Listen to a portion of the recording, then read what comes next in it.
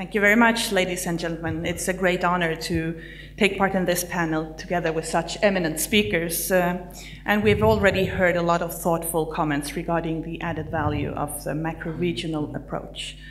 So my contribution to this discussion will focus specifically on the macro-regional cooperation in the area of societal security.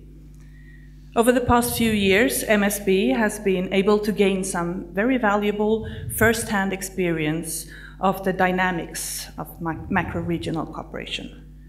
We have, for example, been involved in one of the flagship projects, 14.3, on macro-regional risk scenarios, which has now been finalized.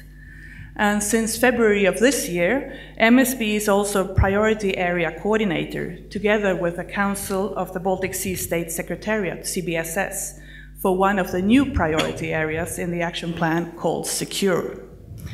So this gives us an opportunity to carry on with some of the very promising activities from the previous projects.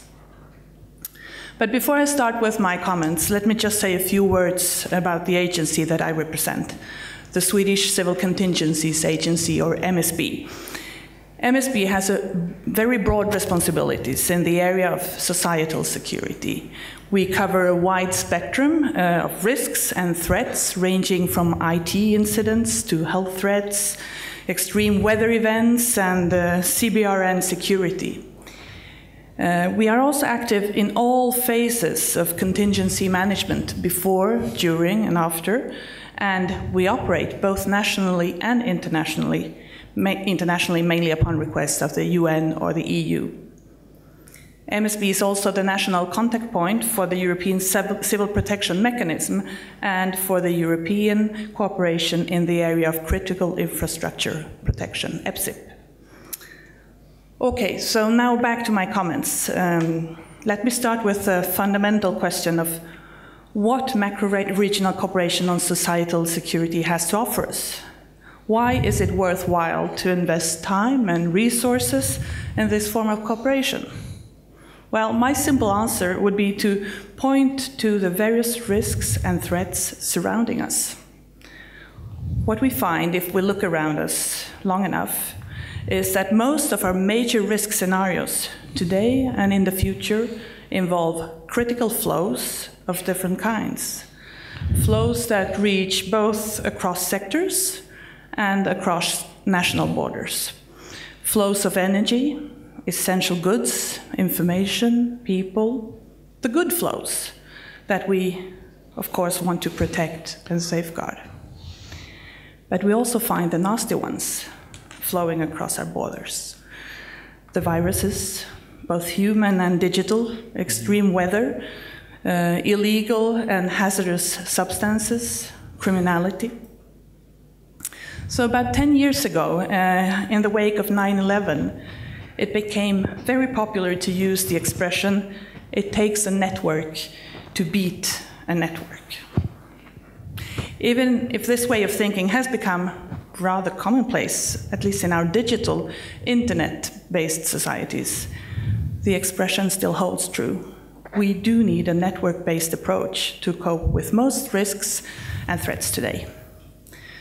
So why cooperation on this macro-regional level in this context? Well, a broad answer to that question would be that we need all the transboundary cooperation we can get to manage our flow security, including also the macro-regional cooperation.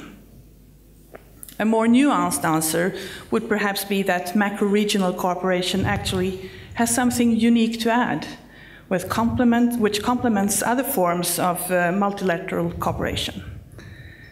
What we find in a region such as the Baltic Sea region is a rather tight web of human, geographical, functional, political, and historical relationships that provide a rather specific basis for cooperation on risks and security.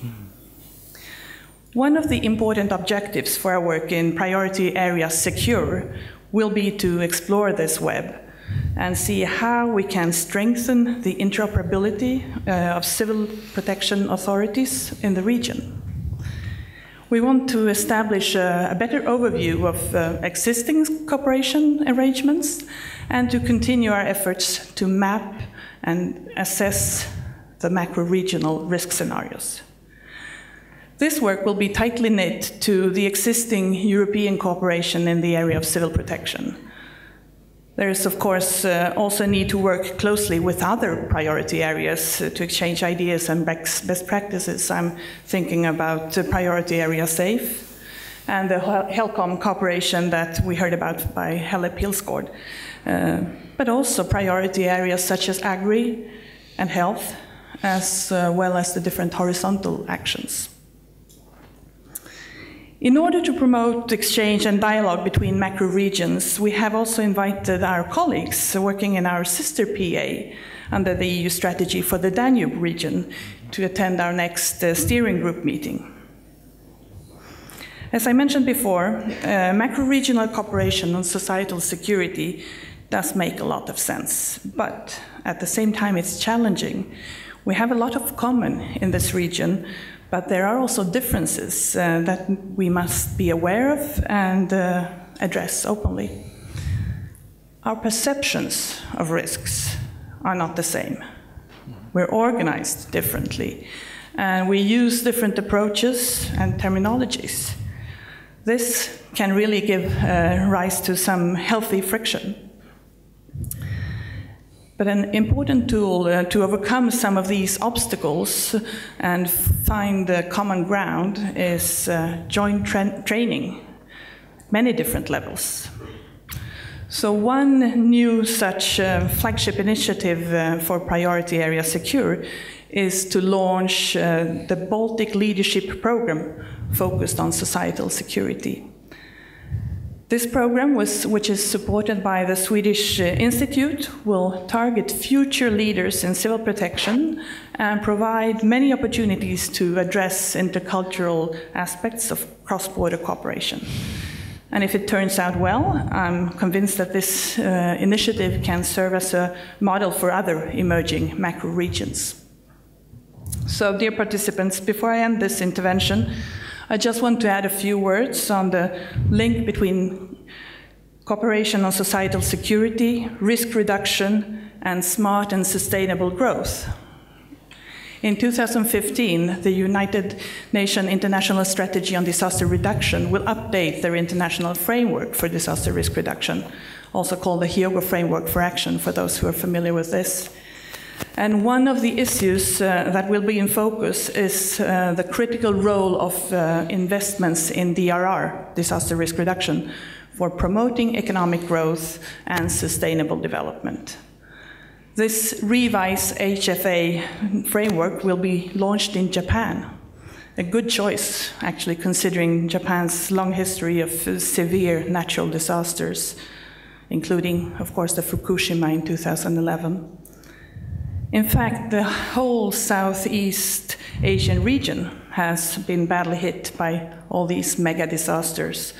And I'm sure you are all aware about the terrible news on the impact of the tropical cyclone Haiyan, a nightmare, really. And I heard this morning that it was the 25th one that hit the region since the beginning of this year, and there are 16 more to come.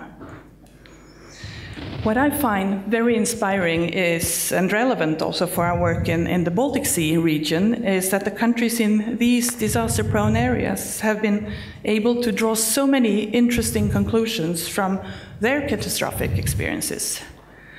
One example that I would like to share with you is the huge mapping effort that started recently involving 10 ASEAN member states, where major risk scenarios are combined with information on nodes for critical infrastructure, supply chains, business continuity plans, and the aim primarily to help the private sector make smart investments that are disaster-proof. I see this as a very good example of the kind of synergies that you can achieve by working together on risks and flow security in a macro-regional context. Thank you.